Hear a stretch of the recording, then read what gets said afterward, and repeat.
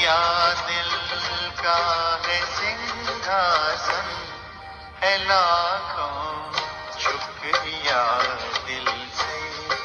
यही आवाज है निकली तुम्हारे प्यार से बाबा। हुई राहें मेरी उजली तुम्हारे प्यार से बाबा। हुई राहें मेरी उजली रूहानी नजरों ने तेरी अनेकों जिंदगी बदली। रूहानी नजरों ने तेरी अनेकों जिंदगी बदली तुम्हारे प्यार से बाबा।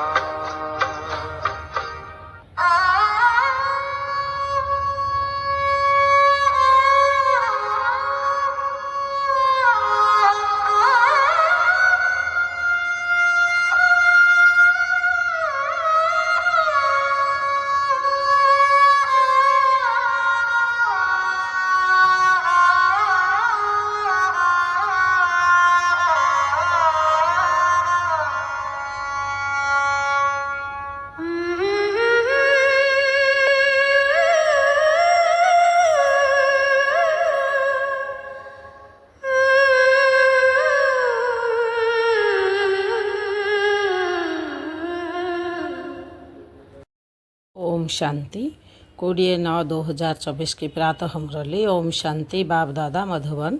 बाबा कहते हैं, मीठे बच्चे, तुम्हें बाप समान खुदाई खिदमतगार बनना है। संगम पर बाप आते हैं तुम बच्चों की खिदमत या सेवा करने। प्रश्न में बाबा ने क्या बोले? यह पुरुषोत्तम संगम युग ही सबसे मोहपना और कल्याणकारी है। क्या बोले बाबा प्रश्न में? यह पुरुषोत्तम संगम युग ही सबसे सुहावना और कल्याणकारी है। कैसे? उत्तर में बाबा ने बोले, इस समय तुम बच्चे स्त्री और पुरुष दोनों ही उत्तम बनते हो। यह संगम युग है ही कलयुग, अंत और सतयुग आदि के बीच का समय। इस समय ही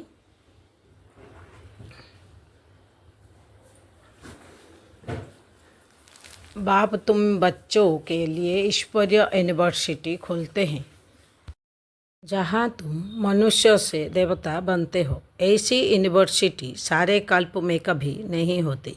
इस समय सबकी सद्गति होती है। ओम शांति।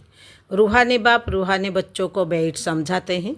यहाँ बैठ बैठ एक तो तुम बाप को याद करते हो, क्योंकि वह पतित पावन है। उनको याद करने से ही पावन शतो प्रधान बनने की तुम्हारी एम है। ऐसे नहीं, शतो एक एम है, शतो प्रधान बनना है। इसलिए बाप को भी ज़रूर याद करना है। फिर स्वीट होम को भी याद करना है, क्योंकि वहाँ जाना है। फिर माल मिल्कियत भी चाहिए, इसलिए अपने स्वर्ग धाम को भी याद करना है, क्योंकि यह प्राप्ति होती है। बच्चे जानते हैं हम बाप के बच्चे बने हैं। बराबर बाप से शिक्षा लेकर हम स्वर्ग में जाएंगे, नंबरवार पुरुषार्थ अनुसार। बाकी जो भी जीव की आत्माएं हैं वह शांति धाम में चली जाएगी। घर तो ज़रूर जाना है। बच्चों को यह भी मालूम हुआ, अभी है रावण राज्य। इसकी भेंट में सत्युग को फिर नाम दिया जाता है राम राज्य। 2 कोला कम हो जाती है, उनको सूर्यवंशी, उनको चंद्रवंशी कहा जाता है। जैसे क्रिश्चियन की डिनायस्टी एक ही चलती है, वैसे यह भी है एक ही डिनायस्टी, परंतु उसमें सूर्यवंशी और चंद्रवंशी है। यह बातें कोई भी शास्त्रों में नहीं है। बाप बैठे समझाते हैं कि जिसको ही ज्ञान अथवा नॉलेज कहा जाता है, स्वर्ग स्थापन हो गया, फिर नॉलेज की दरकार नहीं।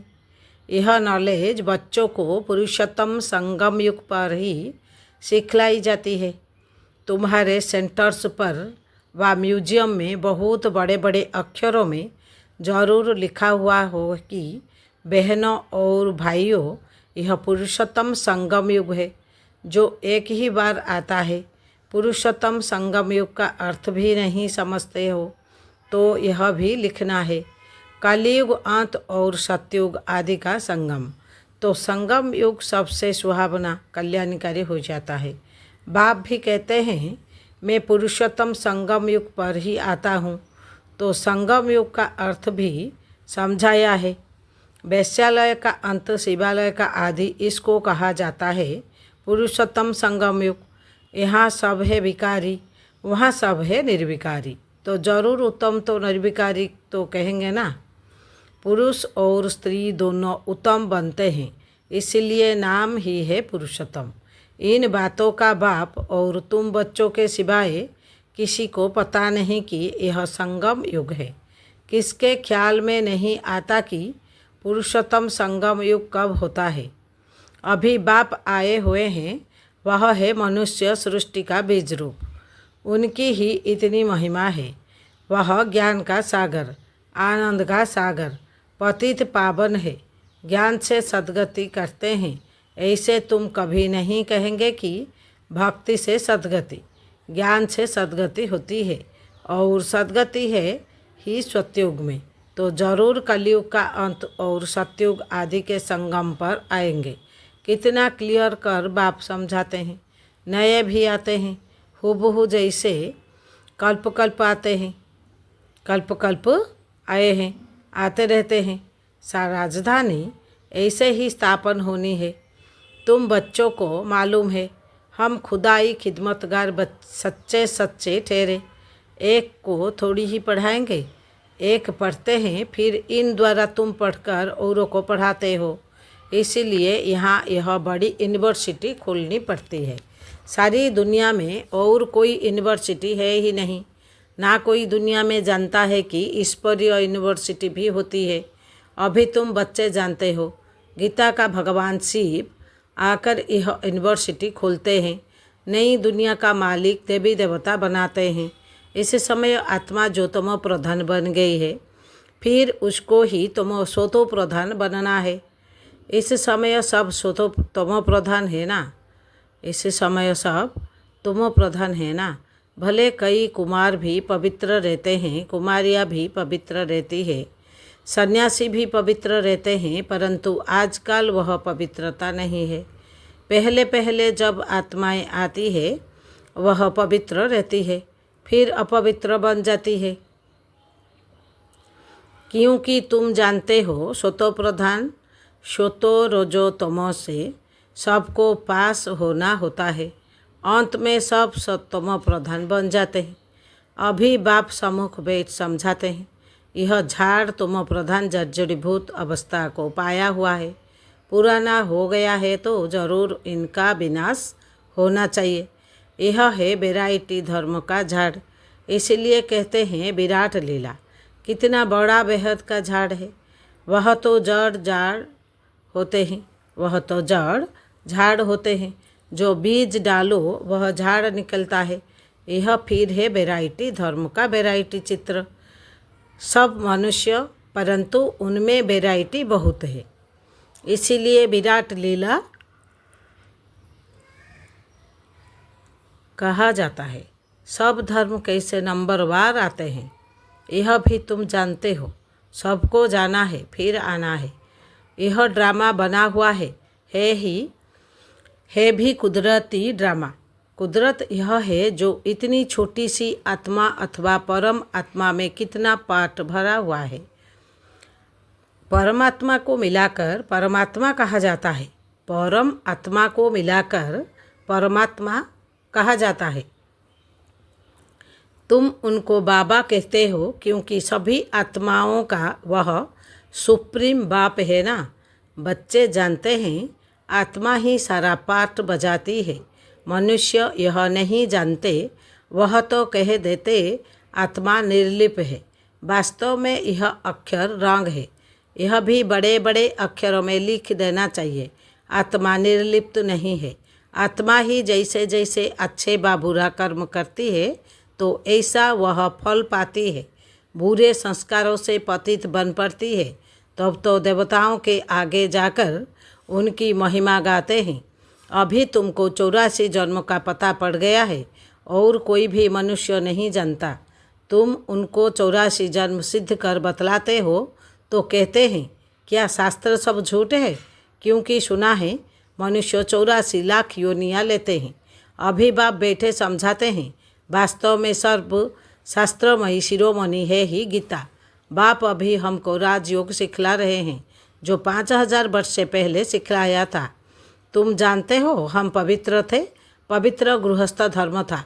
अभी इनको धर्म नहीं कहेंगे, अधर्मी बन पड़े हैं, अर्थात भिखारी बन गए हैं। इस खेल को तुम बच्चे समझ गए हो। यह बेहद का ड्रामा है जो हर 5000 वर्ष बाद रिपीट होता रहता है। लाखों वर्ष की बात तो कोई समझ भी ना सके। यह तो जैसे कल की बातें हैं। तुम शिवालय में थे, आज वेश्यालय में हो, फिर कल शिवालय में होंगे। सत्युग को कहा जाता है शिवालय, त्रेता को सेमी कहा जाता है। इतने वर्ष वहाँ रहेंगे, पुनर्जन्म में आते तो आना ही है।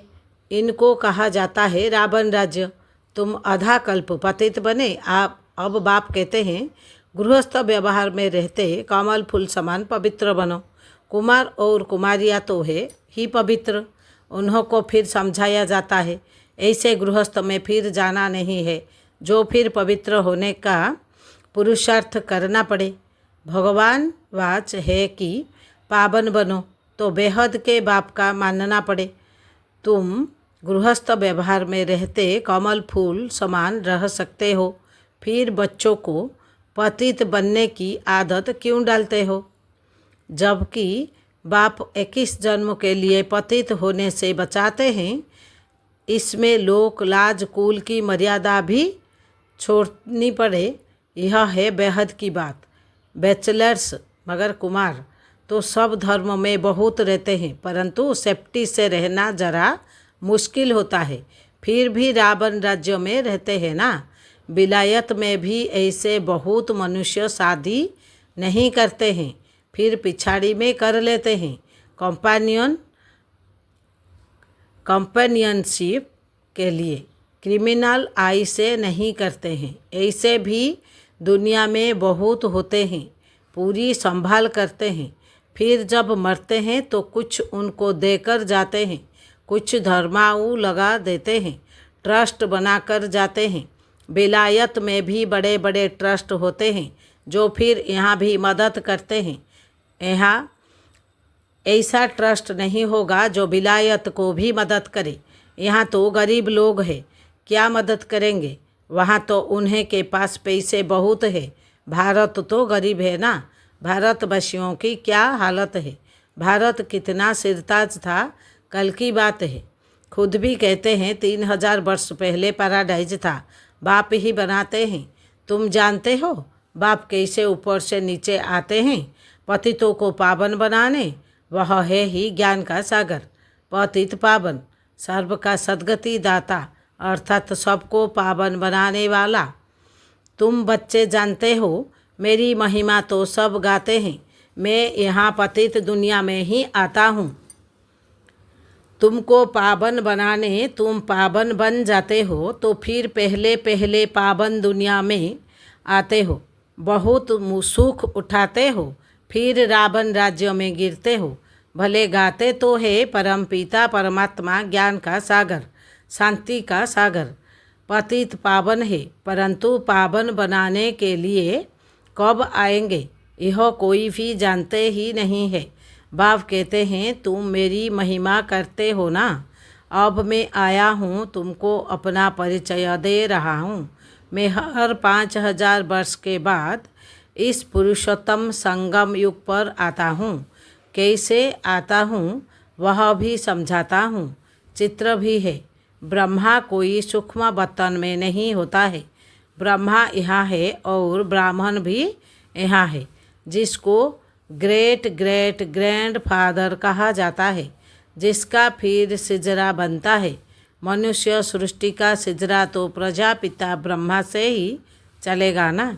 प्रजापिता है तो जरूर उनकी प्रजा होगी। कोख वंशावली तो हो न सके, जरूर अडॉप्ट होंगे। ग्रेट ग्रेट ग्रैंडफादर है तो ज़रूर अडॉप्ट किया जाएगा। तुम सब अडॉप्टेड बच्चे हो। अभी तुम ब्राह्मण बने हो, फिर तुमको देवता बनना है। शूद्र से ब्राह्मण, फिर ब्राह्मण से देवता, यह बाजोली का खेल है। विराट रूप का भी चित्र है ना, वहाँ से सबको यहाँ आना है ज़रूर। जब सब आ जाते हैं फिर क्रिएटर भी आते हैं। वह क्रिएटर डायरेक्टर है, एक्ट भी करते हैं। बाप कहते हैं, आत्माएं तुम मुझे या जानते हो? तुम आत्माएं मेरे सब बच्चे हो ना। तुमने पहले सतयुग में शरीरधारी बन कितना अच्छा सुख का पाठ बजाया, फिर 84 जन्म बाद तुम कितना दुख में आ गए हो। ड्रामा के क्रिएटर डायरेक्टर प्रोड्यूसर होते हैं ना, यह है बेहद का ड्रामा। बेहद ड्रामा को कोई भी जानते नहीं है। भक्ति मार्ग में ऐसी ऐसी बातें बताते हैं जो मनुष्यों की बुद्धि में वही बैठ गई है। अब बाप कहते हैं, मीठे मीठे बच्चों, यह सब भक्ति मार्ग के शास्त्र है। भक्ति मार्ग की देर सामग्री है, जैसे बीज की सामग्री झाड़ है। इतने छोटे बीज से झाड़ कितना अथाह फैल जाता है। भक्ति का ही इतना विस्तार है। ज्ञान तो बीज है, उसमें कोई भी सामग्री की दरकार नहीं रहती है।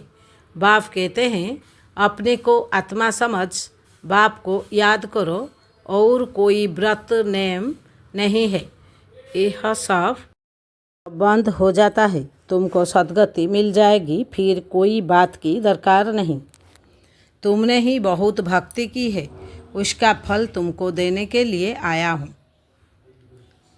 देवताएं शिवालय में थे ना, तब तो मंदिर में जाकर उन्हें की महिमा गाते हैं। अब बाप समझाते हैं, मीठे मीठे बच्चों, मैंने 5000 वर्ष पहले भी तुमको समझाया था कि अपने को आत्मा समझो। देह के सब संबंध को छोड़ मुझ एक बाप को याद करो तो इस योग अग्नि से तुम्हारे पाप भस्म हो जाएगी। बाप जो कुछ अभी समझाते हैं, कल्प कल्प समझाते आए हैं। गीता में भी कोई कोई अक्षर अच्छे हैं। मन मना भव अर्थात मुझे याद करो। शिव बाबा कहते हैं, मैं यहाँ आया हूँ, किसके तन में आता हूँ वह भी बताता हूँ। ब्रह्मा द्वारा सब बंदे शास्त्र, ब्रह्मा द्वारा सब वेदों शास्त्र का सार तुमको सुनाता हूँ। चित्र भी दिखाते हैं परंतु अर्थ नहीं समझते। अभी तुम समझते हो। शिव बाबा कैसे ब्रह्मा तन द्वारा सब शास्त्रों आदि का सार सुनाते हैं। 84 जन्म के ड्रामा का राज भी तुमको समझाते हैं। इनके ही बहुत जन्म के अंत में आता हूँ। यही फिर पहले नंबर का प्रिंस बनते हैं, फिर 84 जन्म में आते हैं। अच्छा, मीठे मीठे सिकिलधे बच्चों प्रति माता पिता बाप दादा का याद प्यार और गुड मॉर्निंग।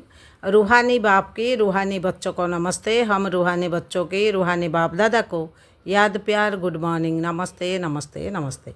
धारणा के लिए मुख्य सार। पहला पॉइंट में बाबा ने बोले, इस रावण राज्य में रहते पतित लोकलाज कुल की मर्यादा को छोड़ बेहद बाप की बात माननी है। गृहस्थ व्यवहार में कमल फूल समान रहना है। दूसरा पॉइंट में बाबा ने बोले, इस वैरायटी विराट लीला को अच्छी तरह समझना है। इसमें पाठ बजाने वाली आत्मा निर्लिप्त नहीं, अच्छे बुरे कर्म करती और उसका फल पाती है। इस राज को समझकर श्रेष्ठ कर्म करते हैं। वरदान में बाबा ने बोले, बाप के संस्कारों को अपने ओरिजिनल संस्कार बनाने वाले शुभ भावना शुभ कामनाधारी भव। क्या बोले बाबा ने वरदान में? बाप के संस्कारों को अपने ओरिजिनल संस्कार बनाने वाले शुभ भावना शुभ कामनाधारी भव। विस्तार में बाबा ने बोल रहे हैं, अभी तक कई बच्चे ने फीलिंग के किनारा करने के परिचिंतन करने व सुनने के भिन्न भिन्न संस्कार है, जिन्हें कह देते हो कि क्या करे मेरे या संस्कार है। ये मेरा शब्द ही पुरुषार्थ में ढीला करता है। यह रावण की चीज़ है, मेरी नहीं। लेकिन जो बाप के संस्कार है वही ब्राह्मण के ओरिजिनल संस्कार है। वह संस्कार है विश्व कल्याणकारी, शुभ चिंतनधारी, सबके प्रति शुभ भावना, शुभ कामनाधारी। स्लोगन: जिनमें समर्थी है वही सर्व शक्तियों के खजाने का अधिकारी है। स्लोगन में बाबा ने बोले, जिनमें समर्थी है वही सर्व शक्तियों के खजाने का अधिकारी है। ओम शांति, ओम शांति।